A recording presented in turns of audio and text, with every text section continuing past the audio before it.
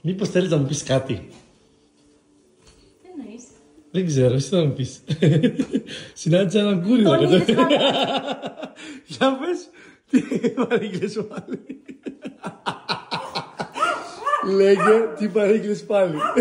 Και το ρώτησα κιόλας. Και το λέω, από ποιο διαμέρισμα, άκου τώρα εδώ ο courier. Λέω, από ποιο διαμέρισμα έρθεις αδερφέ? Και τον είδα από πεντόροφο. Και τι μου λέει? Αφού ξέρεις. Μη γελάς και λέει τι παρήγγειλες πάλι και πόσο μου κόστησε. Πολύ λίγο σου κόστησε, έχω να σου πω. Έκπτωση με έκανες πάλι, Έκπτωση δεν σου έκανα, ήταν πολύ οικονομικά. 2 λιπκλοζάκια πήρα, να. Για δείξε. Να, αυτά πήρα τα 2, μόνο 13 ευρώ. Από πόσο?